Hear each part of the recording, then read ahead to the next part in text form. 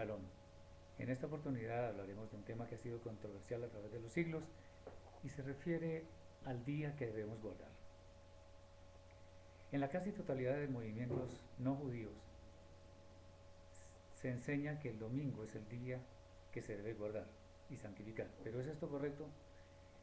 Para analizar lo referente a este tema es necesario remitirnos a los textos sagrados porque es allí donde podemos hallar las respuestas que nuestra fe requiere. Ya en el Sefer Bereshit, o sea, en el libro de Génesis, capítulo 2, versículo 3, leemos que el Eterno bendijo el séptimo día y lo santificó, lo cual se corrobora en otros textos de la Escritura. Respecto del día de Shabbat existen muchos textos en los cuales el Eterno reiteradamente dice que lo debemos guardar y santificar. Lamentablemente se le minimiza diciendo que es el día de reposo. Por supuesto, el Eterno escogió a Israel para hacer luz a las naciones y dijo que el Shabbat es un pacto eterno entre él y su pueblo. Pero si vemos otros textos de la Escritura veremos que el Shabbat primero fue creado antes de que estuviera Israel en la tierra y segundo que en el futuro todos deberemos guardar el Shabbat. En el Nuevo Testamento, así como en el Antiguo Testamento, en el Tanaj, hay muchas alusiones directas al hecho de que se debe guardar el Shabbat como el día que el Eterno estableció para tal fin. No obstante lo que hemos comentado, se insiste en cambiar el Shabbat por el primer día de la semana, argumentando que por el Mesías haber resucitado en este día, se debe cambiar el día para guardar del séptimo al primer día de la semana. O por el hecho de que los enviados del Mesías, los Shalehim, los apóstoles, partieron el pan el primer día de la semana, entonces de ahora en adelante habría que guardar el primer día y no el séptimo. Pero esta enseñanza es abominable a los ojos del Eterno.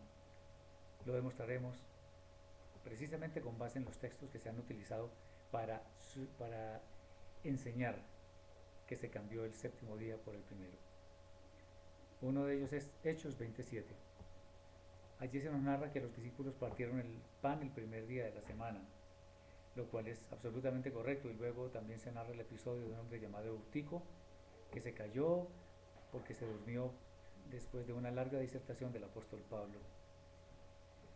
Para entender exactamente lo que esto significa, nos debemos remontar al momento mismo de la creación,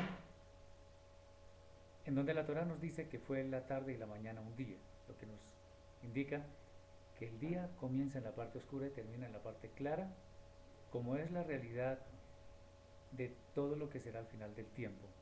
Empezamos en la oscuridad, pero terminaremos en la luz.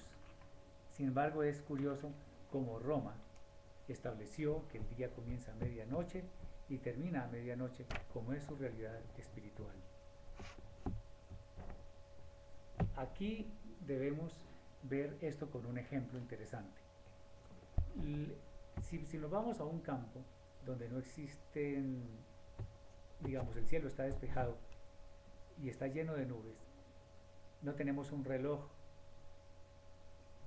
por supuesto que no sabemos entonces si estamos a medianoche o a las 3 de la mañana, a las 4, a las 10 de la noche, a las 9 de la noche o cualquiera de estas horas.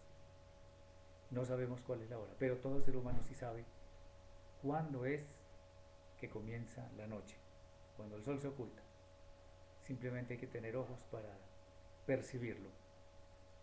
De acuerdo con la palabra del Eterno, el día comienza entonces con el ocaso del sol y termina igual. Teniendo esto en mente, el séptimo día comienza con el ocaso del sexto día, lo que llamaríamos viernes, o sea, el viernes en la noche ya estamos en el Shabbat, en el sábado, y el Shabbat termina en el ocaso del sábado, o sea que el domingo, o el primer día de la semana, comenzaría en lo que llamaríamos la noche del sábado. En nuestro pueblo judío se realiza una ceremonia llamada Abdalá, que data de hace muchos siglos, y esto, ¿qué significa? Separación consiste en, en, una, en unas plegarias que se recitan para declarar la separación entre el Shabbat y los 6 días de la semana. Después de dicha ceremonia ya nos encontramos en el primer día de la semana, lo que hoy tradicionalmente se llamaría noche del sábado. En este momento es que se partía el pan y como complemento, según el texto que hemos mencionado, Hechos 27, Eutico se durmió porque la disertación de Pablo se extendió más allá del Shabbat, o sea que ya estábamos en la noche, o sea en el primer día de la semana. Pero esto nada tiene que ver con cambiar el Shabbat por otro día. En ninguna parte se estableció, solamente Roma ha querido establecer esto. Pero en ninguna parte el Eterno ha establecido que porque unos hombres parten el pan, hay que cambiar el Shabbat por el primer día de la semana. Existe un texto en el libro de Daniel, capítulo 7, versículo 25, donde se habla de un personaje abominable que tratará de cambiar los tiempos y la ley. Pues bien, cambiar el Shabbat por el domingo como día a guardar es parte de esta violación de la Torá.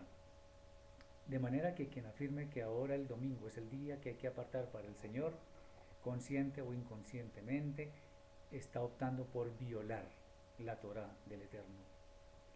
Aunque lo anterior debería ser suficiente evidencia, podemos mencionar textos en los cuales movimientos no judíos aseguran que el Shabbat fue abolido. Pero ante tantas muestras en las cuales se reitera que el Shabbat es el día a guardar, vale la pena entonces buscar un maestro que de verdad conozca el trasfondo hebreo de las escrituras, pues es el hebreo el idioma en el cual originalmente fueron escritas, y él nos podrá guiar, nos podrá enseñar en cuanto a lo que el Eterno quiso transmitirnos a todos los seres humanos. Solo una anotación más. En ninguna parte de la escritura se hace siquiera una sugerencia de que porque el Mesías resucitó el primer día de la semana, entonces hay que guardar ahora el primer día de la semana.